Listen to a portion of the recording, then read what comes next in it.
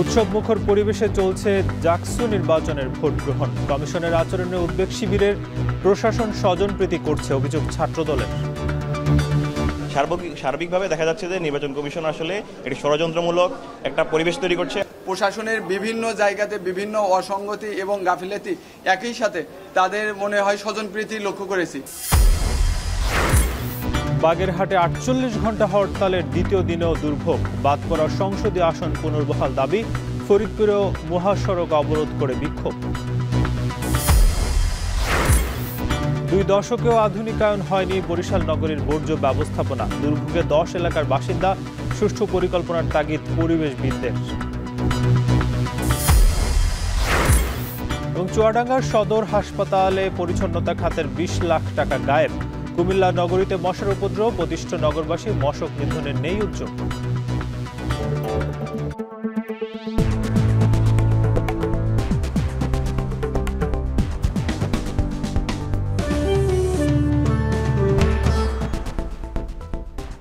স্বাগত। এখন জনপদের সঙ্গে আছি নাজমুস সাকিব।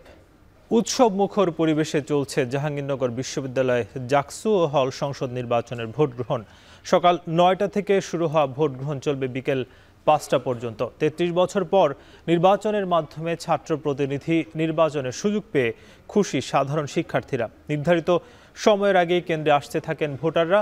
ধীরে ধীরে দীর্ঘ হতে থাকে লাইন। পরে একে একে পছন্দের প্রার্থীকে ভোট দিতে শুরু করেন শিক্ষার্থীরা। মীর মোশাররফ হলে ভোট দিয়েছেন ছাত্রদল সমর্থিত প্রার্থী শেখ সাদি হাসান। আর ১০ নং হলে ভোট দেন ছাত্র শিবির সমর্থিত জিএস প্রার্থী মাজহারুল ইসলাম।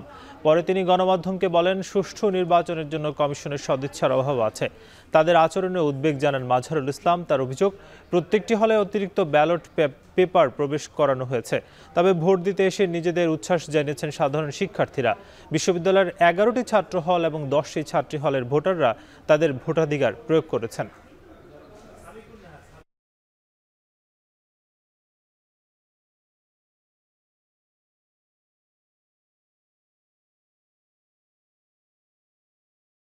আমি খুবই বেশি এক্সাইটেড। আর একটা জিনিস খুব ভালো লাগলো, রেসপন্স খুব বেশি পাচ্ছি আমরা। প্রথমত ডাকসুর ভোটের আগে আমি কখনো আশা করিনি এত লোক আসবে। দীর্ঘ বছর পরে এরকম ডাকসু নির্বাচন হচ্ছে এবং আমরা চাই এরকম নির্বাচন আসুক, প্রতি বছর হোক। ছাত্রদের যে ছাত্র সংসদ, এটা বজায় থাকুক। আমি নিজে প্রতিনিধি নির্বাচন করতে পারবো, যা হল এবং বিশ্ববিদ্যালয়ের অগ্রগতি এবং উন্নতির জন্য কাজ করবে। লাইন তো লম্বাই দেখা যাচ্ছে, তার মানে বোঝাচ্ছে যে শিক্ষার্থীদের স্বতঃস্ফূর্ত অংশগ্রহণ আছে এবং আশা করি সারাদিন ভালোই যাবে। বিভিন্ন হলে প্রয়োজনের অতিরিক্ত যারা ভোটার সংখ্যা, নির্দিষ্ট ভোটার সংখ্যার অতিরিক্ত ব্যালট পেপার ভেতরে ঢুকেছে। আমরা এই ব্যাপারে স্পষ্ট বার্তা দিতে চাই আমরা, এবং এখনই যোগাযোগ করছি সেই জায়গাগুলোতে যেন অতিরিক্ত ব্যালট পেপারগুলো বাইরে নিয়ে আসে।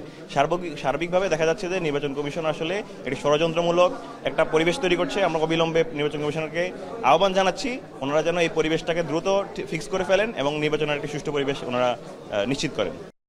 জাকসু নির্বাচনের আমরা খবর জানবো, যেহেতু ভোট গ্রহণ বেশ কয়েক ঘন্টা আগে শুরু হয়েছে। আমাদের প্রতিনিধিরা কিন্তু জাহাঙ্গীরনগর বিশ্ববিদ্যালয়ে তারা অবস্থান করছেন। সিফাত শাহরিয়ার সেখানে আছেন এবং হাসিব বিল্লাহ আছেন, এছাড়াও সাজিদ আরাফাত আছেন, হুমায়ুন কবিরও কিন্তু আছেন, এছাড়া ওমর ফারুক এবং জাহিদ হোসেন। সব মিলে আমাদের প্রতিনিধিরা কিন্তু খোঁজ খবর রাখছেন। তবে শুরুতে আমরা যেতে চাই সিফাত শাহরিয়ারের কাছে। সিফাত, জানাবেন যে ভোটারদের লাইন কেমন দেখছেন, যেহেতু ২ ঘন্টা প্রায় পার হয়ে গেল, এবং কি পরিমাণ ভোট এখন পড়ছে?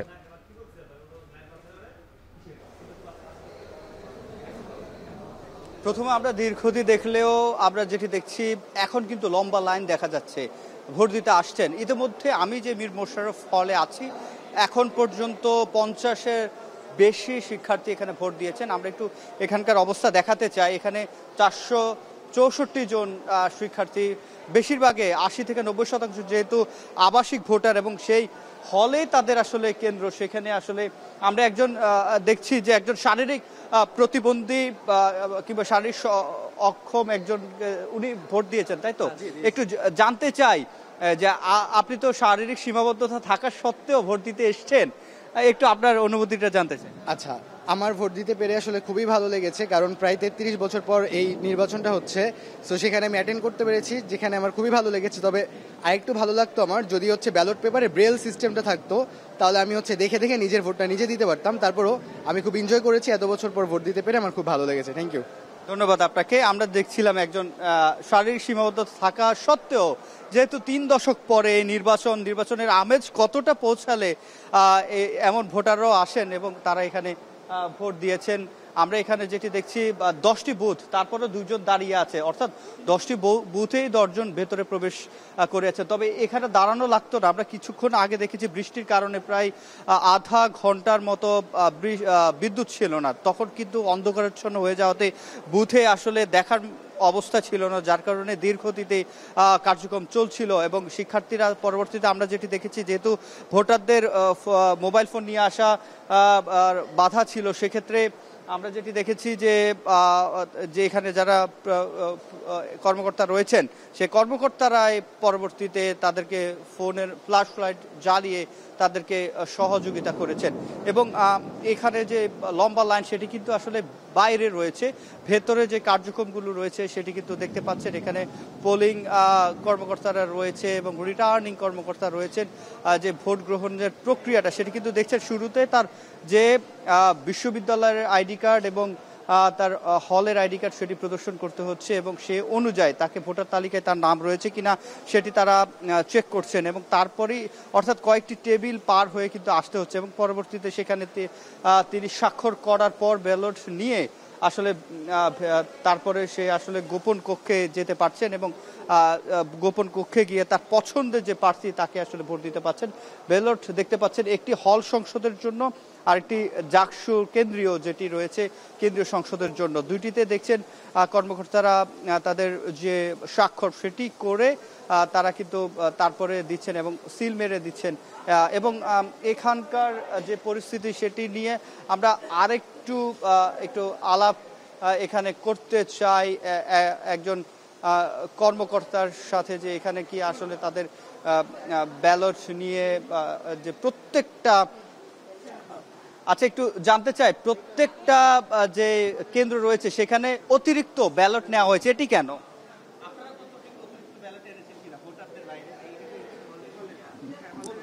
এটা হ্যাঁ, কত দিয়েছে, কতগুলো দিয়েছে? না, আমাদের তো ব্যালট আমরা কাউন্ট করি না। আমাদের এখানে ট্রাঙ্ক আছে, আমরা এক বান্ডিল করে আমরা নিয়ে ভোটার করছি 500 না, আমাদের 464 তো 500 দিয়েছে, মানে একই বান্ডিল তো আলাদা করে দেয়নি। কোনো কারণে যদি কোনো নষ্ট হয়ে যায়, আমাদের সবকিছু কাউন্টেড, মিসিং হওয়ার কারণ নাই। যদি একটা নষ্ট হয় সেটা আমরা ক্রস করে দেব, সেটা আমাদের কাউন্টিংয়ে থাকবে যেটা নষ্ট হয়েছে, কতগুলো নষ্ট হয়েছে, কতগুলো ঠিক আছে। আমাদের যে 500 দিয়েছে, আমরা 500 আবার হিসাব করে নির্বাচন অফিসে আমরা পৌঁছায় দেব। নষ্ট হলে সেটি যাতে শিক্ষার্থীরা ভোট দিতে পারে এজন্য বেশি নিয়ে আসছেন নাকি অন্য কোনো কারণ? অন্য কোনো কারণ নাই, ওটাই যে স্টুডেন্টদের যদি কোনো কারণে একটা নষ্ট হয়ে গেছে সেটা আমরা দেওয়ার নিষেধ, এরপর আমরা 2-1 জনকে জন্য আমরা দিতে পারি, সেজন্য এটা আছে। আর টোটালি আমাদের কন্ট্রোলে, এখানে মিসিং হওয়ার কোনো সুযোগ নেই। এখানে কি আগে থেকে সিল দেওয়া, দাগ দেওয়া এগুলো কিছু ছিল কি না? আমরা তো স্টুডেন্টদেরকে দেখা দিয়ে যাচ্ছি, আমরাও চেক করছি এবং স্টুডেন্টদেরকে দেখা দিচ্ছি যে এখানে কোনো সিল দেওয়া নেই। আর দেওয়া থাকলে তো ওরা ভিতরে যে বুঝবেও, আর ওদেরকে আমরা দেখাও দিচ্ছি যে ব্ল্যাঙ্ক আছে সব। Thank you. যে আমি কথা বলছিলাম একজন নির্বাচনী কর্মকর্তার সাথে, তিনি যেটি বলছিলেন যে যেহেতু 2 জন ভিপি প্রার্থী আমরা দেখেছি হেভিওয়েট ক্যান্ডিডেট, তারা একজন শিবির সমর্থিত একজন ছাত্রদল সমর্থিত ভিপি ক্যান্ডিডেট, তারা এখানে এসে অভিযোগ করেছিলেন যে প্রত্যেকটি হলে ব্যালট পেপার বেশি দেওয়া হয়েছে এবং এখানেও কিন্তু স্বীকার করলেন প্রায় 40টির অধিক বেশি ব্যালট পেপার এখানে নিয়ে আসা হয়েছে এবং তারা এটিকে যে বলছেন যে যাতে করে কেউ যদি ভুল করেন সেক্ষেত্রে তার দ্বিতীয়বার সুযোগ দেওয়ার স্বার্থে মূলত তারা এখানে ব্যালট পেপার এবং লম্বা লাইন দেখতে পাচ্ছেন এখানে একবারে উৎসব মুখর পরিবেশে মীর মোশাররফ হলের একবারে আমরা দেখছি যে পেছনে অনেকে দাঁড়িয়ে আছেন এবং উৎসব মুখর আশপাশে যারা রয়েছেন তাদের আসলে তাদের যেই চোখে মুখের অবস্থা দেখলে কিন্তু আসলে বোঝা যাচ্ছে যারা উৎসব মুখর পরিবেশে তারা ভোট দিতে এসছেন। তো মীর মোশাররফ হলে কিন্তু ছিল নাজমুল সাকিব, এই ছিল আমার কাছে সবশেষ। সিফাত, আপনি থাকুন সেখানে, আমরা আরও তথ্য আপনার কাছে জানবো। তবে এবার একটু যেতে চাই হাসিবের কাছে। আমরা সিফাতের মাধ্যমে কিন্তু জানছিলাম যে সেখানে আসলে ভোটাররা এক প্রকার উৎসব মুখর পরিবেশে কিন্তু তারা ভোট দিচ্ছেন এবং তাদের মধ্যে সেই উচ্ছ্বাসটা দেখছিলাম। আপনি যেহেতু আরেকটি হল অর্থাৎ রফিক জব্বারে আছেন, সেখানে কি পরিস্থিতি দেখছেন এবং সবশেষ তথ্য কি আছে আপনার কাছে?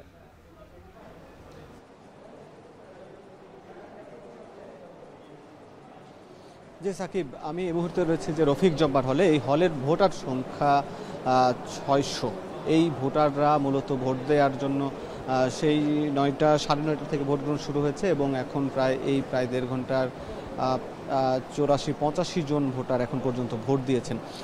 এবং কিছুক্ষণ বন্ধ ছিল, যদিও এখানে বিদ্যুৎ বিভ্রাট ছিল, বিদ্যুৎ হঠাৎ চলে যাওয়ার কারণে প্রায় 15 মিনিট বন্ধ ছিল ভোট গ্রহণ কার্যক্রম। কারণ প্রত্যেক শিক্ষার্থী যখন প্রবেশ করছেন, প্রত্যেক শিক্ষার্থী প্রবেশ করার সময় তার পরিচয়পত্র গেটেই তার পরিচয়পত্র যাচাই করা হচ্ছে এবং এখানে যে টেবিলগুলো দেখছেন এই টেবিলগুলোতে শিক্ষার্থীরা এসে তার ভোটার, তার নাম, তার শিক্ষার্থীর ব্যালট পত্র বা শিক্ষার্থীর পরিচয় যাচাই বাছাই করার পরে তাকে মূলত ভোট প্রদান করতে দেওয়া হচ্ছে, এই সুযোগ দেওয়া হচ্ছে।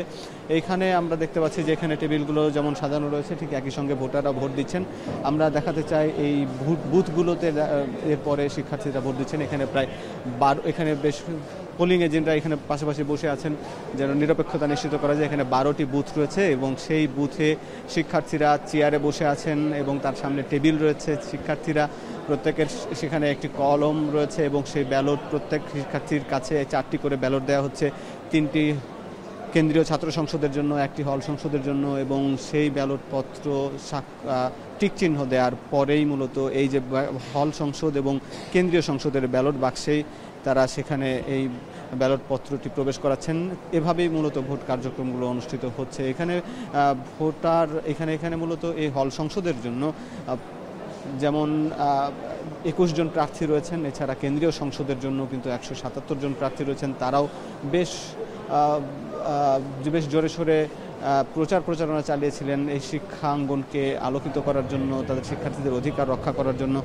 এই যে সব কিছু মিলিয়ে এখন পর্যন্ত সুষ্ঠু ভোট হচ্ছে বলে এখানকার শিক্ষার্থীরাও বলছেন। তবে প্রার্থীরা বেশ কিছু অভিযোগ করেছেন, যেখানে বলা হচ্ছে যে বেশ কিছু ব্যালট পেপার, অতিরিক্ত ব্যালট পেপার রাখা হয়েছে এখানে, সেইখানে এটি সুষ্ঠু ভোটের জন্য সেটি প্রতিবন্ধক হতে পারে অথবা আশঙ্কা করছেন।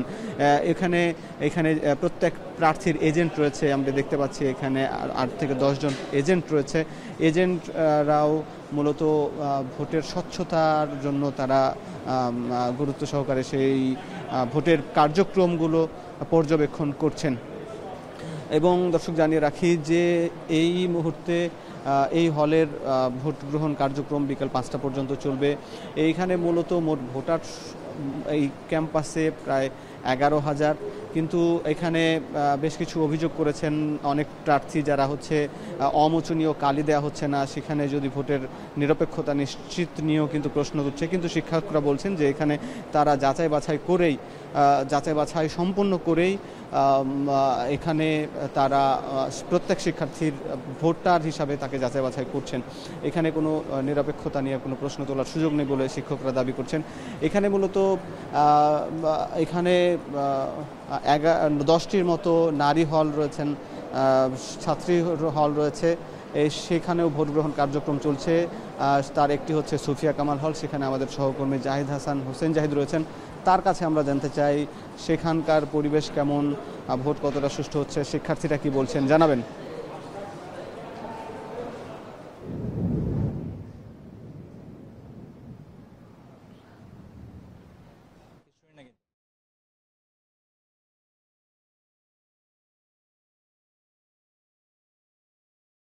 ধন্যবাদ আপনাকে। আমরা সকাল থেকেই জাকসুর যে সকল কেন্দ্রগুলো আছে সেগুলো ঘুরে ঘুরে দেখছিলাম, বিশেষ করে ছাত্রী হলগুলো। তো সকাল 9টার পরে যখন ছাত্রীর সংখ্যা কম থাকলেও এখন এই প্রায় 2 ঘন্টা 2.5 ঘন্টা শেষ হয়েছে, এই মুহূর্তে ছাত্রীদের যে উপস্থিতি সেটি অনেক অংশেই বেড়েছে। যদিও জাহাঙ্গীরনগর এখন ঝুম বৃষ্টি নেমেছে, এই রিমঝিম বৃষ্টিকে উপেক্ষা করে আবাসিক অনাবাসিক সকল ছাত্রীরাই তারা ভোট কেন্দ্রে আসছেন এবং শিক্ষার্থীদের সংখ্যা একটু এত বেশি হয়েছে যে এতগুলো মোট 10টি বুথ থাকা সত্ত্বেও সেখানে আবারও সারিবদ্ধভাবে শিক্ষার্থীরা দাঁড়িয়ে আছেন, কেননা যার ভোট দেওয়া শেষ হবে এরপরে তারা ভোট কেন্দ্রে গিয়ে বুথে গিয়ে তারপর তারা ভোট দেবেন। এবং এই প্রক্রিয়ায় যেহেতু এই সুফিয়া কামাল হলে 456 জন ভোটার আছেন, সেটি সেই ভোটদান প্রক্রিয়া আমরা ভেবেছিলাম যেটি আসলে দুপুরের পর নাগাদ হয়তো বা বাড়তে পারে, যারা অনাবাসিক শিক্ষার্থী আছেন তারা হয়তো আসবে, তবে সেটি যেমন সেই সম্ভাবনা যেমন আছে, একই সঙ্গে আবাসিক শিক্ষার্থীরাও তারা তাদের যে ঘরোয়া কাজ সেরে তারা এখন ভোট কেন্দ্রে আসছেন এবং তারা ভোট দিচ্ছেন এবং তারা যখন ভোট দেওয়া শেষ করে আমাদের সঙ্গে যে উচ্ছ্বাসটি প্রকাশ করছেন, কেউ হয়তো বা পঞ্চম বর্ষে পড়ছেন তার উচ্ছ্বাস একরকম, কেউ হয়তো বা প্রথম বর্ষে পড়ছেন তার উচ্ছ্বাস আরেক রকম। এখানে পোলিং অফিসারদের সহায়ক কর্মকর্তার ডেস্ক রয়েছে, তারা প্রত্যেকেই তারা ভোটার স্লিপ নিয়ে এখানে এসে তারা চেষ্টা করছেন তাদের সেই কাঙ্ক্ষিত ব্যালট পেপারটি নেয়ার। এর পাশাপাশি আরও ডান পাশে এখানে স্নাতকোত্তর দুইটি আলাদা ডেস্ক করা হয়েছে, যেখানে শিক্ষার্থীরা এসে তাদের সেই কাঙ্ক্ষিত ব্যালট পেপারটি এখানে সংগ্রহ করছেন এবং তারও পাশে সেখানে রিটার্নিং কর্মকর্তার একটি দপ্তর, সেখান থেকেই ফাইনালি কোনো ব্যালট পেপার অ্যাপ্রুভড হয়ে তারপরে তারা ভোট কেন্দ্রে যাচ্ছেন এবং স্বচ্ছ যে ব্যালট বাক্স সেখানে তারা সেই ব্যালটটি জমা দিচ্ছেন। এবং শিক্ষার্থীদের এই ভোটদান প্রক্রিয়াকে খুব বেশি প্রাঞ্জল, খুব বেশি সহজবোধ্য করে তোলার জন্য সকল ধরনের উদ্যোগ এই বিশ্ববিদ্যালয়ের প্রশাসন, বিশেষ করে বেগম সুফিয়া কামাল হলের কেন্দ্রে আমরা দেখতে পাচ্ছি। যদি উদাহরণ হিসেবে বলতে চাই, এখানে প্রবেশদ্বার থেকে শুরু করে ভোট কেন্দ্র পর্যন্ত, একেবারে প্রধান ফটক থেকে শুরু করে ভোটের বুথ পর্যন্ত একজন ছাত্রী যাতে করে কোনো প্রকারের বাধা বিঘ্ন ছাড়াই প্রবেশ করতে পারেন, তার জন্য অসৌজন্যতামূলক কোনো পরিবেশ সৃষ্টি না হয়, তার জন্য তারা নিরাপত্তা ব্যবস্থা, তারা পুরুষদের প্রবেশাধিকার সীমিত করণ, এর পাশাপাশি তাদের ভোট দেওয়ার পদ্ধতিগুলোকে শিখিয়ে দেওয়ার একটি কার্যক্রম, সবগুলো পদক্ষেপই তারা নিচ্ছেন। আমরা দেখছি এই মুহূর্তে একজন ছাত্রী, তিনি তার ভোটার স্লিপ নিয়ে এসে রিটার্নিং পোলিং অফিসারের কাছ থেকে ব্যালট পেপারটি যাচাই করছেন, তিনি আদৌ এই হলের শিক্ষার্থী কিনা, তিনি বিশ্ববিদ্যালয়ের বৈধ শিক্ষার্থী কিনা, তার ছাত্রত্ব আছে কিনা এবং তার ভোটার নং কত, সেগুলো যাচাই বাছাই করছেন। এরপরে পোলিং অফিসার থেকে একটি সিল স্বাক্ষর মেরে দেওয়ার পরে মূলত রিটার্নিং কর্মকর্তার স্বাক্ষরযুক্ত ব্যালট পেপারটি যাচ্ছে আসলে বুথে, তারপরেই সেটি আসলে একটি ভোটে রূপান্তরিত হচ্ছে। একটি কোনো সাধারণ একটি কাগজ, সেটি কিন্তু এক পর্যায়ে গিয়ে গুরুত্ব বহন করছে, কেননা তার এই রায়, তার এই সিদ্ধান্ত, তার এই টিক চিহ্ন একজন প্রার্থীকে জিতিয়ে দেওয়ার ক্ষেত্রে বড় ভূমিকা রাখতে পারে। এবং যে সকল ইশতেহারগুলো দীর্ঘদিন ধরে আমরা শুনছি, সেই ইশতেহার বাস্তবায়নের জন্য কে এগিয়ে গেল সেটিও কিন্তু নির্ভর করছে একজন প্রার্থীর এই একটি টিক চিহ্ন। এবং আমরা আগেই বলছিলাম যে আসলে নারী প্রার্থীর সংখ্যা একটু কম হয়, মনে করা হচ্ছিল যে নারী ভোটার সংখ্যাও কম হবে কিনা, কিংবা যেহেতু আসলে আগামীকাল থেকে আরও 2 দিন সরকারি ছুটি হওয়ার কারণে অনেকেই ঘরে ফিরেছেন, কাজেই সেই ঘরে ফেরার কারণে ছাত্রীদের উপস্থিতিটা আসলে কম হবে কিনা তেমনটি আসলে মনে করা হচ্ছিল। কিন্তু শিক্ষার্থীরা আসছেন, সারিবদ্ধভাবে তারা ভোট দিচ্ছেন, ভোট দেওয়ার পরে হাসি মুখে আনন্দ প্রকাশ করে তারা আসলে চলে যাচ্ছেন। আমাদের আরও অনেক সহকর্মী অনেক ভোট কেন্দ্রে আছেন, আমরা অন্য কোনো সহকর্মীর সঙ্গে যুক্ত হতে চাই, সেখান থেকে জানতে চাই তারা সেই সকল কেন্দ্রে কি দেখছেন এবং সেখানে শিক্ষার্থীদের উচ্ছ্বাসটা কেমন, ছাত্রদের ভোট দেওয়ার পরে উচ্ছ্বাসটা কেমন।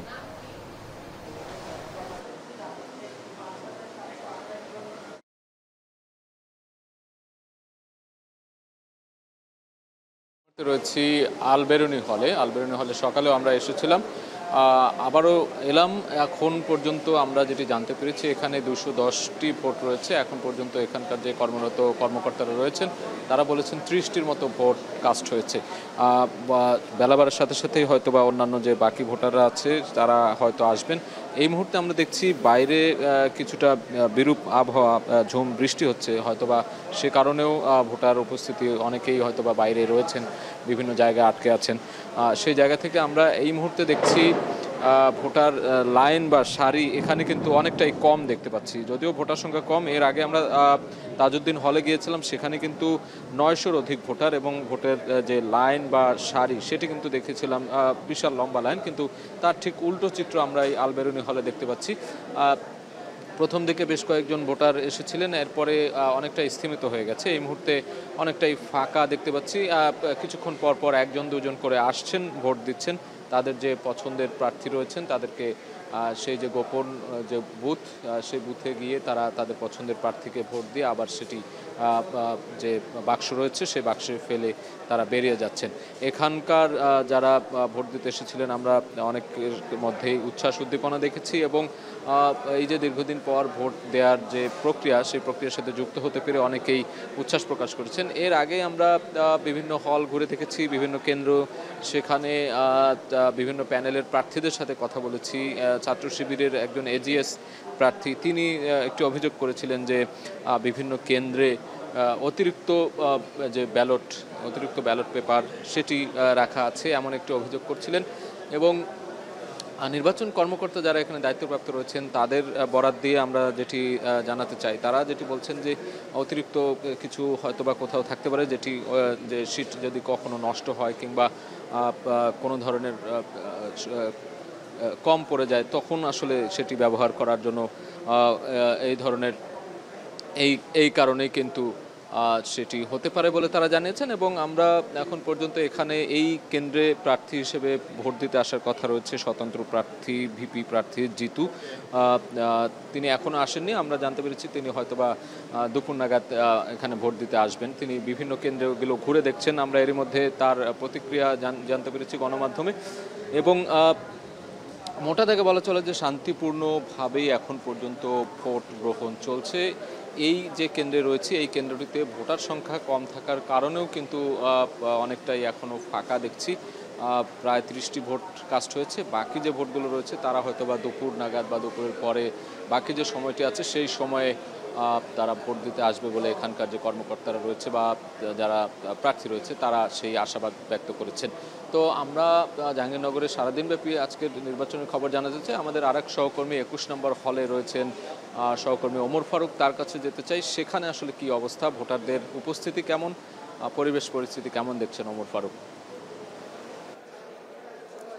সাজিদ, আপনাকে ধন্যবাদ। আমি এই মুহূর্তে রয়েছি 21 নং হল, যেখানে প্রায় 724 জনের মতো ভোটার রয়েছে। আমরা দেখেছি যে কিছুক্ষণ আগেও এখানে ভোটারদের উপস্থিতি চোখে পড়ার মতো ছিল, তবে এই মুহূর্তে সেই উপস্থিতি কিছুটা কম। তবে আমরা দেখেছি যে ভোট কেন্দ্রের বাইরে যারা প্রার্থী আছেন তারা কিন্তু আসলে যারা ভোটার আছেন তাদের কাছে ভোট চাইছেন এবং তাদের যে প্রত্যাশার কথা সেটি জানাচ্ছেন। আমরা দেখছি যে আসলে ভোট কেন্দ্রে প্রবেশের মুখেই আমরা দেখেছি নিরাপত্তা ব্যবস্থা রয়েছে। এখানে শিক্ষার্থীদের যারা প্রার্থী আছেন তাদের যারা ভোটার আছেন তাদের আইডি কার্ডগুলো চেক করে করে আসলে ভোট কেন্দ্রে তাদেরকে প্রবেশ করানো হচ্ছে। এছাড়াও যদি বলি আসলে আমরা জানি যে আসলে 9টা থেকে এই যে ভোট গ্রহণ প্রক্রিয়া সেটি শুরু হয়েছে এবং এই মুহূর্তে মোটামুটি বলা চলে যে 1/3 মতো ভোট পড়েছে বলে আমরা জেনেছি। এবং আমরা দেখেছি যে আসলে যারা শিক্ষার্থী আছেন তাদেরকে আসলে এখানে যারা ভোট দেয়নি তাদেরকে আসলে ডেকে ডেকে আনা হচ্ছে এবং আমরা দেখছি যে আসলে যে যারা পোলিং এজেন্ট সহ যারা আছেন তারা কিন্তু আসলে এখানে তাদের যে দায়িত্ব সেটি তারা পালন করছেন এবং আমরা দেখছি যে শিক্ষার্থীদের আইডি কার্ডগুলো চেক করে এবং তাদের যেই ভোটার তালিকা সেটি চেক করে আসলে তাদেরকে যে পোলিং ব্যালট পেপার সেগুলো তাদেরকে দেওয়া হচ্ছে এবং পরবর্তীতে আমরা দেখছি যে আসলে এখানে যেই 16টি ভোটকেন্দ্র বুথ রয়েছে সেখানে তারা গিয়ে তাদের যেই পছন্দের প্রার্থী আছে তাকে তারা ভোট দিয়ে এখানে যে ব্যালট বক্স আছে সেখানে তারা তাদের যেই ভোটের যে ব্যালটটি সেটি তারা সেখানে ফেলছেন এবং আমরা শিক্ষার্থী যারা আছেন তাদের সাথে আমরা কথা বলেছি। তারা আসলে খুবই উচ্ছ্বাসিত, তারা আনন্দ প্রকাশ করছেন যে আসলে এই যে দীর্ঘদিন পরে তারা একটা ইতিহাসে সাক্ষী হতে যাচ্ছে তাদের যে শিক্ষা জীবনে। তারা বলছেন যে আসলে এটার মাধ্যমে যারা নির্বাচিত হয়ে আসবেন তারা যেন হচ্ছে তাদের যে প্রত্যাশা সেটি বাস্তবায়নে তারা কাজ করেন। এছাড়াও যদি বলি আসলে সকালের দিকে একটি আমরা অভিযোগ শুনেছি যে আসলে যারা ভোটার তাদের যে মার্ক চিহ্ন দেওয়া সেটি আসলে আমরা শুনেছিলাম যে দেওয়া হচ্ছে না। তবে আমরা দেখেছি যে আসলে আমরা এই কেন্দ্রে দেখেছি যে সেই যে মার্ক চিহ্ন হাতে যে মার্ক চিহ্নগুলো দেওয়া হয় সেগুলো দেওয়া হচ্ছে এবং কোনো ধরনের এখনও পর্যন্ত সকাল থেকে কোনো ধরনের বিশৃঙ্খল পরিস্থিতি বা অপ্রীতিকর কোনো ধরনের পরিস্থিতি আমরা লক্ষ্য করিনি। খুবই শান্তিপূর্ণভাবে আনন্দঘন পরিবেশে এখানকার যারা ভোটার আছেন তারা ভোট দিচ্ছেন। আমি দর্শকদের উদ্দেশ্যে বলে রাখি আজকে যে ডাকসু নির্বাচন সেখানে আসলে 25টি পদে ডাকসুর যেই 25টি পদে মোট 179 জন প্রার্থী আছেন এবং ভিপি পদে আছেন 10 জন, জিএস পদে লড়বেন 9 জন। এছাড়াও বিভিন্ন যে আটটি প্যানেল রয়েছে, বিভিন্ন রাজনৈতিক দলের সমর্থিত স্বতন্ত্র।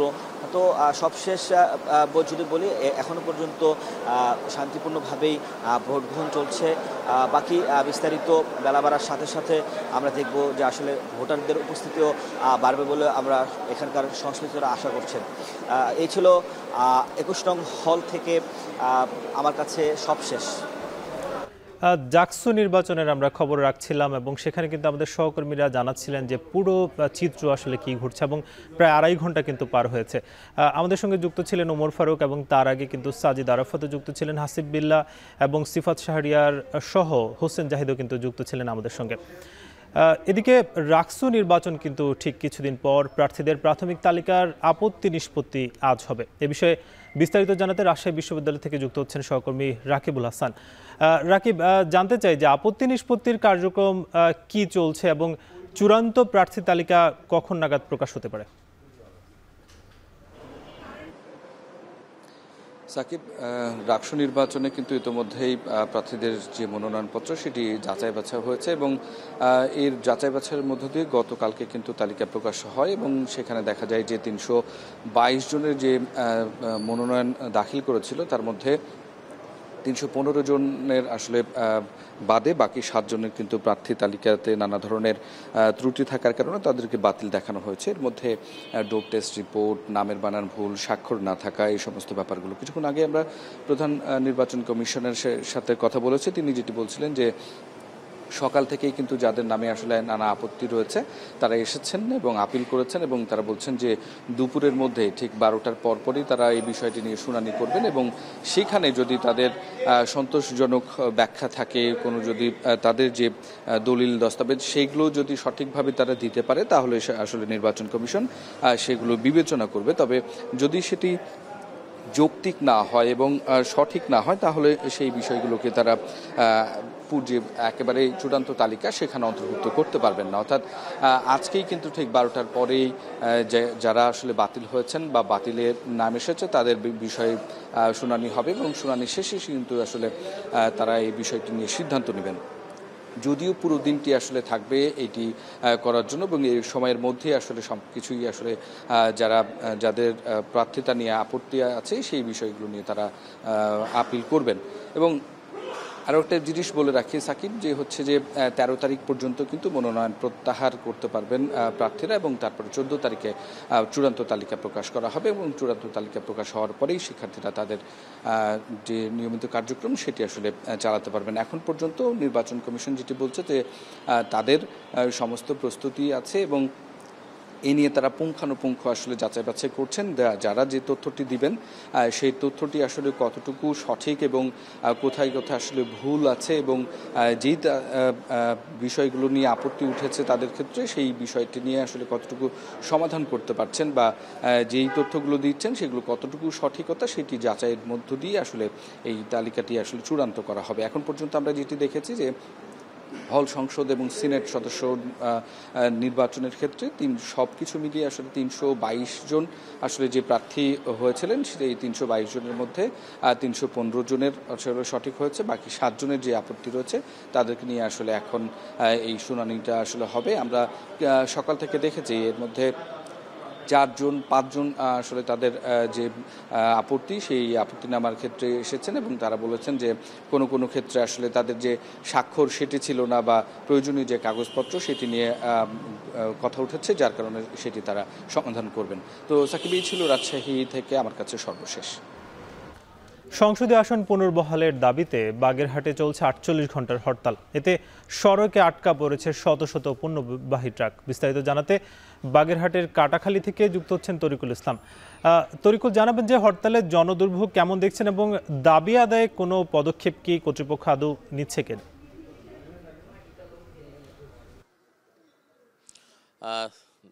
দাবি আদায়ের কোনো ঘোষণা এখনো পর্যন্ত আসে নাই। আর যে কারণে কিন্তু টানা 48 ঘন্টা ধর্মঘটের আজকে শেষ দিন এবং মানুষের দুর্ভোগ কিন্তু চরমে। আমরা এখানে এসে লক্ষ্য করেছি যে কাটাখালী একটি গুরুত্বপূর্ণ একটি জায়গা, যেটি মোংলা, খুলনা, বাগেরহাট এবং বরিশাল, ঢাকা এই সব জায়গারই একটি মিলনস্থল। এবং এখানে আপনারা দেখতে পাচ্ছেন যে শত শত ট্রাক, পণ্যবাহী ট্রাক লাইনে দাঁড়িয়ে আছে। এটি কিন্তু এখানকার 3টি সড়ক রয়েছে, সংযোগস্থল রয়েছে, সেই 3টি সড়কে একই অবস্থা। যেখানে মোংলা বন্দর থেকে যে পণ্যবাহী ট্রাকগুলো আসছে সেগুলো কিন্তু এখানে এসে দাঁড়িয়ে আছে এবং ঢাকা থেকে যেগুলো আসছে বা অন্যান্য জেলা থেকে যেগুলো আসছে সেই ট্রাকগুলো এখানে দাঁড়িয়ে আছে। আবার খুলনা থেকে যেগুলো অন্যান্য দিকে যাবে জেলাতে সেই ট্রাকগুলো দাঁড়িয়ে আছে। এবং এখানকার যারা চালক রয়েছে তারা কিন্তু খুব অসহায় পড়েছে এবং তারা বলছে তাদের কাছে যে টাকা নিয়ে এসেছিল, পয়সা নিয়ে এসেছিল, যে তারা খাওয়ার জন্য পর্যাপ্ত সে টাকা শেষ হয়ে গেছে অনেকের কাছে এবং তাদের চলাফেরা করতে যেমন সমস্যা হচ্ছে এবং রাত্রি যাপন করতেও সমস্যা হচ্ছে। গতকাল কিন্তু সন্ধ্যার পর থেকে আর এইখান থেকে কিন্তু কোনো যাত্রীবাহী বা পণ্যবাহী কোনো পরিবহন এখান থেকে যাতায়াত করেনি বা যারা হরতাল সমর্থক রয়েছে তারা কিন্তু এখান থেকে যেতে দেয়নি। রাস্তার বিভিন্ন জায়গায় প্রতিবন্ধকতা সৃষ্টি করে রাখা হয়েছে এবং আমরা দেখেছি যে কাটাখালী থেকে বাগেরহাট পর্যন্ত অন্তত 20টি স্থানে প্রতিবন্ধকতা তৈরি রাখা হয়েছে এবং হরতাল সমর্থনকারীরা বিভিন্ন জায়গায় অবস্থান নিয়ে তারা বসে আছে এবং তারা বিভিন্ন জায়গায় মিছিল এবং স্লোগান দিচ্ছে। এবং আপনারা দেখতে পাচ্ছেন যে যাত্রীবাহী বাস রয়েছে এখানে বিভিন্ন কাভার্ড ভ্যান রয়েছে যেগুলোতে পণ্য রয়েছে, ট্রাক রয়েছে, সব কিছু মিলিয়ে যারা দূর দূরান্ত থেকে যাত্রীরা আসছে তারা কিন্তু এখানে এসে অনেক ঝামেলায় পড়ছে এবং তাদের যেতে সমস্যায় পড়তে হচ্ছে। সব মিলিয়ে এক কথায় বলা চলে যে এখানে সর্বাত্মক হরতাল পালিত হচ্ছে এবং বাগেরহাটের যে রাজনৈতিক দলগুলো রয়েছে তারা সম্মিলিতভাবে তারা এই হরতাল তারা পালন করছে এবং হরতালের সমর্থনে তারা এই দাবি আদায় না হওয়া পর্যন্ত তারা এইটি চালিয়ে যাবে বলে তারা জানিয়েছেন। সব মিলিয়ে ছিল আমার কাছে বাগেরহাটের কাটাখালী থেকে হরতালের সর্বশেষ খবর। বাগেরহাট থেকে যুক্ত ছিলেন তরিকুল ইসলাম। এদিকে সংসদীয় আসন পুনর্বহালের দাবিতে ফরিদপুরে চতুর্থ দিনের মতো মহাসড়ক এবং রেলপথ অবরোধ করে বিক্ষোভ করছেন স্থানীয়রা। এ বিষয়ে আরও জানাতে যুক্ত হচ্ছেন মফিজুর রহমান শিপন। শিপন, জানাবেন যে মহাসড়ক এবং রেলপথ অবরোধের সবশেষ কি তথ্য আছে এবং যেই ভোগান্তিগুলো ঘটছে সেগুলো কেমন দেখছেন?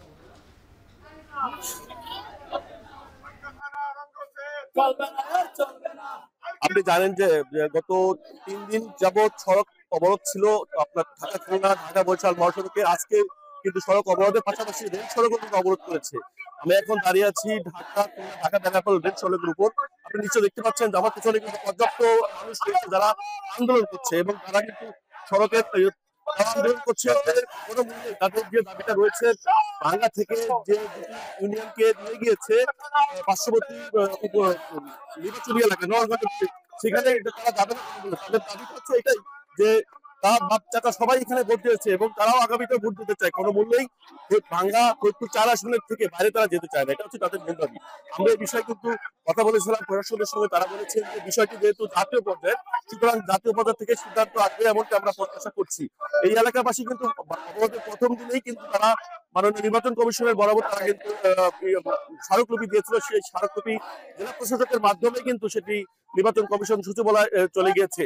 তো আশা করছে যে রবিবার বা সোমবার নাগাদ হয়তো ভালো কোনো খবর আসতে পারে এমনটি প্রত্যাশা করছে। তো আপনাকে বলে রাখি যে খুলনা থেকে যে ট্রেনটি ঢাকামুখী আসছিল সেই ট্রেনটি কিন্তু এলাকাবাসীর অবরোধের মুখে কিন্তু ফেরত যেতে বাধ্য হয়েছে। আমি এখানে যে ট্রেনের লোকজন যারা ট্রেন কর্মকর্তা যারা রয়েছে তাদের সাথে কথা বলেছি, তারা বলছে যে যেহেতু সড়কের উপর অবরোধ করেছে, আমরা ট্রেনের যে হেডকোয়ার্টার রয়েছে সেখানে রেলের বিভাগকে আমরা কিন্তু জানিয়েছি যে বিষয়টি এরকম, যে কারণে ঢাকা থেকে কোনো ট্রেন ফরিদপুর খুলনা বা বেনাপোল যাওয়াটাও কিন্তু বন্ধ রয়েছে এমনটি আমরা জানতে পেরেছি। তো সব মিলে আপনাকে বলতে হয় যে সড়ক বন্ধের পরে কিন্তু এখন রেল সড়কটাও কিন্তু অবরোধে বন্ধ করে দেওয়া হয়েছে এবং যাতায়াত কিন্তু বন্ধ রয়েছে। তো এ ছিল ফরিদপুরের সড়ক অবরোধের সর্বশেষ খবর।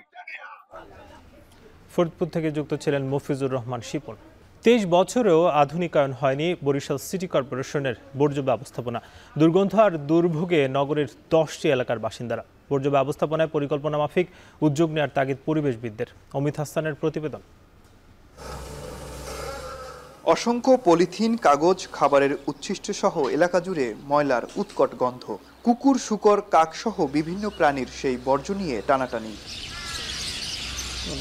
2003 সালে কাউনিয়া পুরানপাড়া এলাকার 6 একর জায়গা ময়লা ফেলার জন্য অধিগ্রহণ করে সিটি কর্পোরেশন। এরপর 2004 সাল থেকে নগরীর 30টি ওয়ার্ডের বর্জ্য ফেলা শুরু হয় এখানে। 58 বর্গ কিলোমিটার আয়তনের বরিশাল নগরে প্রায় 8 লাখ মানুষের বাস, যেখানে প্রতিদিন প্রায় 200 টন বর্জ্য উৎপন্ন হয়, যা সংগ্রহের পর কাউনিয়া পুরানপাড়ার এই ডাম্পিং স্টেশনে নিয়ে ফেলা হয়।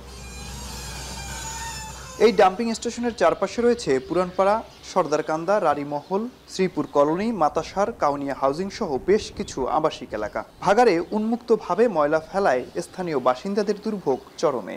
রোগ ব্যাধি হয়, এখানে আমাদের কোনো মেহমানরা আসতে চায় না, আসলে তারা অসুস্থ হয়ে পড়ে। যার কারণে এখানে আমাদের অনেকেই চলে গেছে, দেখুন সব ঘরে প্রায় করে তালা মারা। পিছনে একটা খাল আছে, এই খালেও আসলে দূষণ ছড়াচ্ছে। এই খালের উপরে অনেকের যে নির্ভরশীল হইতে হচ্ছে, কিন্তু আসলে এইটার কোনো আধুনিকায়ন নাই। আমরা চাই অতিলম্বে এই ময়লা ফেলাটা দূরে নিয়ে ফেলাক, যেদিকে মানুষের শান্তিতে থাকুক। স্বাস্থ্য অধিকার থেকে আমরা বঞ্চিত হইতেছি। আজকে 21 বছর যাবত এইখানে এই অঞ্চলের মানুষের মূল রোগ হয়েছে হাঁপানি, শ্বাসকষ্ট, অ্যাজমা। এই 3টা রোগে জর্জরিত। আপনি ঘরে ঘরে যাবেন, এই রোগী পাবেন অ্যাভেলেবেল। খোলা ডাম্পিংয়ের কারণে পাশের সাপানিয়া খালের পানিতে গিয়ে মিশছে বর্জ্য, এতে দূষিত হচ্ছে পানি। পাশাপাশি অপরিকল্পিত বর্জ্য পরিবহন ও নিষ্কাশনে দূষণ ছড়িয়ে পড়ছে পরিবেশে। সিটি কর্পোরেশনের কথা বলেছিলাম, তারা একটি আশা আলো দেখিয়েছে যে সেটা স্থানান্তরিত হবে, কিন্তু সেটা কবে হবে সেটা নিয়ে প্রশ্ন রয়েছে। তো আমরা মনে করি সেটা একটি নির্দিষ্টভাবে একটি পরিকল্পনার মাধ্যমে সেই ময়লাগুলো উন্নত চুল্লির মাধ্যমে সেগুলোকে ব্যবস্থাপনা করতে পারলে মূলত সেই নগরীর বা সেই এলাকার সেই জনদুর্ভোগ কমে আসবে। এদিকে বরিশাল মহানগরীর বর্জ্য অপসারণে কাজ করছে প্রায় 250 পরিচ্ছন্নতা কর্মী। বর্জ্য পরিবহনের কাজে ব্যবহৃত হচ্ছে 17টি ট্রাক ও 130টি বক্স ভ্যান। সিটি কর্পোরেশন বলছে বর্জ্য ব্যবস্থাপনায় আধুনিকায়নের পরিকল্পনা হচ্ছে। ক্লাসিফিকেশন করে যেগুলো অর্গানিক থাকবে সেগুলিকে আমি জৈব সারে কনভার্ট করব, যেগুলো ইনঅর্গানিক থাকবে সেগুলোর মধ্যে কিছু থাকবে রিসাইকেলেবল, যেগুলো রিসাইকেলেবল ওইগুলো রিসাইকেল করব, আর যেগুলো রিসাইকেল করা যাবে না সেইগুলিকে আমি ইনসিনারেট করব, মানে পুড়িয়ে দিব। পুড়িয়ে দিয়ে যে হিট এনার্জি হবে সেটা দিয়ে হয় ডিস্টিল ওয়াটার তৈরি করব, অথবা আমি বিদ্যুৎ তৈরি করার চেষ্টা করব, যে বিদ্যুৎ দিয়ে আমি স্ট্রিট লাইট চালাতে পারবো। বরিশাল সিটি কর্পোরেশনের ডাম্পিং স্টেশনের পাশে রয়েছে 2টি সরকারি প্রাথমিক বিদ্যালয়, 2টি মাধ্যমিক বিদ্যালয়, 1টি কলেজ সহ অন্তত 9টি শিক্ষা প্রতিষ্ঠান এবং 10 থেকে 12টি মসজিদ। এই ময়লার ভাগাড় দ্রুত সরিয়ে নেওয়া না হলে স্বাস্থ্য ঝুঁকি বাড়বে বলে মনে করেন বিশেষজ্ঞরা। অমিত হাসান, এখন, বরিশাল। চুয়াডাঙ্গায় সদর হাসপাতালের পরিচ্ছন্নতা সামগ্রী ও কম্পিউটার খরচ বাবদ 24 লাখ টাকার হদিস নেই। গেল জুনে পাওয়া এই বরাদ্দের উপকরণ পৌঁছায়নি হাসপাতালের স্টোর রুমে, অথচ সে মাসেই বরাদ্দের পুরো টাকা উত্তোলন করেছে হাসপাতাল কর্তৃপক্ষ। বরাদ্দের টাকা কোন খাতে ব্যয় হয়েছে তার কোনো সদুত্তর নেই কারো কাছে। বিষয়টি নিয়ে ক্ষুব্ধ রোগী এবং তাদের স্বজনসহ স্থানীয়রা। অনিক চক্রবর্তীর তথ্য ও ছবিতে প্রতিবেদন। চুয়াডাঙ্গা সদর হাসপাতালের চারপাশ যেন ময়লা আবর্জনার ভাগাড়। হাসপাতালটিতে পরিষ্কার পরিচ্ছন্নতা বাবদ প্রতি বছর মোটা অঙ্কের বরাদ্দও দেয়া হয়। তবে গেল জুন মাসে হাসপাতালের পরিচ্ছন্নতা সামগ্রী বাবদ 20 লাখ এবং কম্পিউটার খরচ বাবদ বরাদ্দের আরও 4 লাখ টাকার হদিস নেই। এমনকি বরাদ্দের অর্থ দিয়ে কেনা কোনো উপকরণও পৌঁছায়নি হাসপাতালের স্টোর রুমে, যদিও তথ্য বলছে পুরো টাকাটাই উত্তোলন করেছে হাসপাতাল কর্তৃপক্ষ।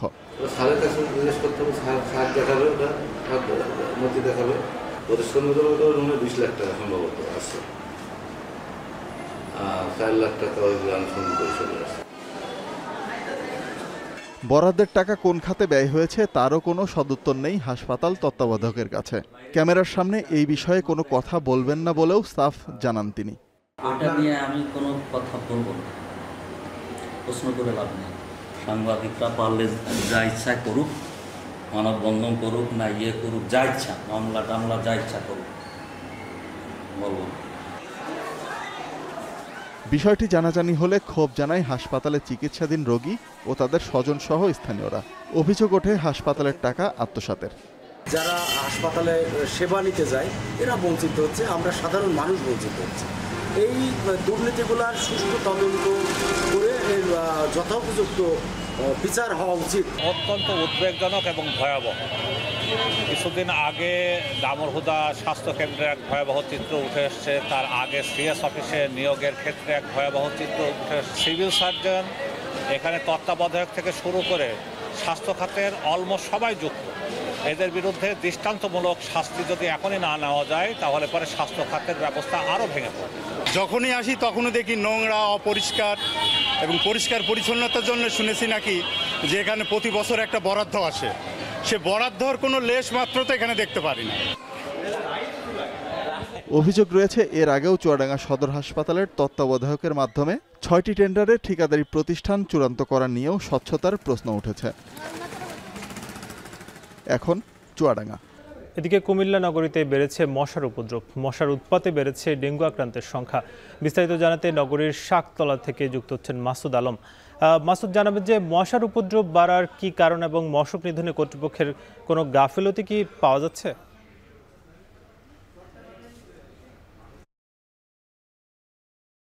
সাকিব, বর্ষার শুরু থেকে আসলে কুমিল্লায় মশার উপদ্রব ছিল, কিন্তু সেটি এখন এসে আরও এর মানে যে মাত্রা সেটি বেড়েছে। আমি যেখানে রয়েছি এটি হচ্ছে কুমিল্লা নগরীর শাকতলা এলাকা। এখানের যে আমি যে স্থানটিতে দাঁড়িয়ে আছি এটি হচ্ছে একটি খালের উপর দাঁড়িয়ে আছি, এটির নাম হচ্ছে কান্দি খাল। এই খালের যে ময়লা আবর্জনা যে বাগানে তৈরি হয়েছে সেটি আসলে প্রমাণ করছে যে এই নগরীর যে খাল বিল ড্রেনগুলো যে কি অপরিচ্ছন্ন অবস্থায় রয়েছে সেটি তার একমাত্র প্রমাণ। এই যে এখানে আমরা দেখেছি যে বাসাবাড়ির আবর্জনা থেকে শুরু করে নানান ধরনের ময়লা আবর্জনা জমে স্তূপে পরিণত হচ্ছে। এখান থেকে মূলত হচ্ছে যে মশার যে প্রজনন সেটি এখানে তৈরি হচ্ছে, এখান থেকে জন্ম নিচ্ছে মশা।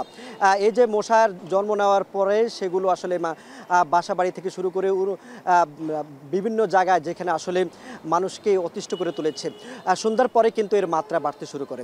তবে আমরা সিটি কর্পোরেশনের সাথে কথা বলেছি, কর্তৃপক্ষ আমাদেরকে যেটি জানিয়েছেন যে তারা বলছেন তারা নিয়মিতভাবে এই যে ময়লা আবর্জনা পরিষ্কার করে মশার যে উপদ্রব সেটি আসলে ঠেকানোর চেষ্টা করছে এবং মশার যে জন্ম সেগুলোর বংশবিস্তার ধ্বংসের চেষ্টা করছেন। কিন্তু প্রকৃতপক্ষে আসলে বাসিন্দারা বলছেন যে দায়সারা কাজ তারা করছেন, কিন্তু যে নগরীর বাসিন্দাদের যে দুর্ভোগ বা বিড়ম্বনা সেটা আসলে কোনো ধরনের সফলতা বয়ে আনছে না, যার কারণে কিন্তু এই অবস্থা। তবে এই মশার কামড়ে আমরা খোঁজ নিয়েছি যে কুমিল্লার হাসপাতালগুলোতে রোগীর সংখ্যা বাড়ছে, একই সঙ্গে ডেঙ্গুর যে প্রকোপ সেটাও কিন্তু ধীরে ধীরে বাড়তে শুরু করছে।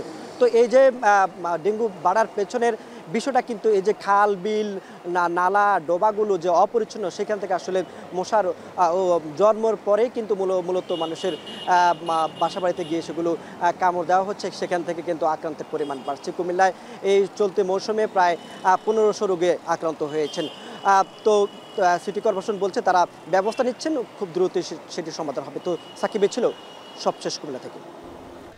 চট্টগ্রামের খাতুনগঞ্জে সরবরাহ বাড়ায় কমেছে দেশি পেঁয়াজের দাম। সপ্তাহ ব্যবধানে কেজিতে 6 থেকে 7 টাকা কম দামে বিক্রি হচ্ছে। বিস্তারিত জানাতে যুক্ত হচ্ছেন কাজী মাহফুজ। জানাবেন যে পেঁয়াজের দাম নিয়ে ব্যবসায়ীরা কি বলছেন এবং ভারতীয় পেঁয়াজ আমদানির কোনো তথ্য আছে কিনা আপনার কাছে?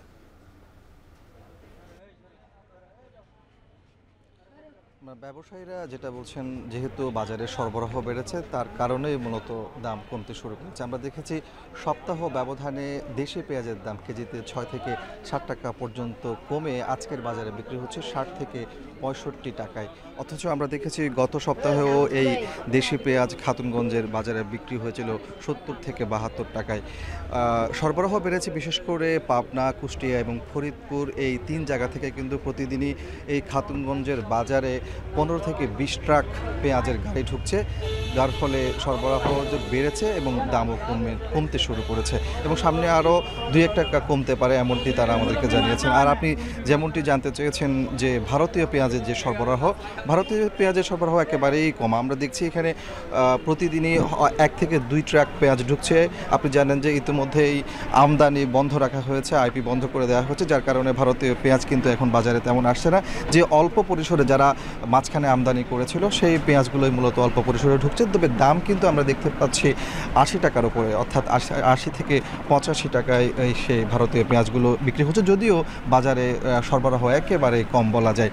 আপনার মাধ্যমে বলে রাখি যে আমরা দেখেছি মাঝখানে কিন্তু দেশি পেঁয়াজের একটা সংকট তৈরি হয়েছিল। তখন কিন্তু ব্যাপারীরা বলেছিল যে পেঁয়াজের সরবরাহ কমে আসছে মৌসুম শেষের দিকে, কিন্তু পরবর্তীতে যখন সরকার পেঁয়াজ আমদানির অনুমতি দেয় ভারত থেকে, তখন আবার এই দেশি পেঁয়াজের দাম কমাতে শুরু করে ব্যাপারীরা। সেই দৃশ্য আমরা এই খাতুনগঞ্জের বাজারে দেখেছি এবং এই যে কমতে শুরু করছে সেটি এখন 60 থেকে 65 টাকায় এসে ঠেকেছে এবং তারা বলছেন যেহেতু সরবরাহ বাড়তে শুরু করেছে সে অবস্থায় হয়তো 2-1 দিনের মধ্যে আরও কেজিতে 2 থেকে 3 টাকা পর্যন্ত পেঁয়াজের দাম কমে আসতে পারে, এমনটি বলছেন এখানকার ব্যবসায়ীরা। পেঁয়াজের দরদামের খবর জানাচ্ছিলেন কাজী মাহফুজ। এই ছিল এখন জনপদের আয়োজনে। এখন টেলিভিশন ওয়েবসাইটে দেখুন এখন.tv, facebook.com/tvdecon, ইউটিউবে দেখতে পারেন youtube.com/c/echontv।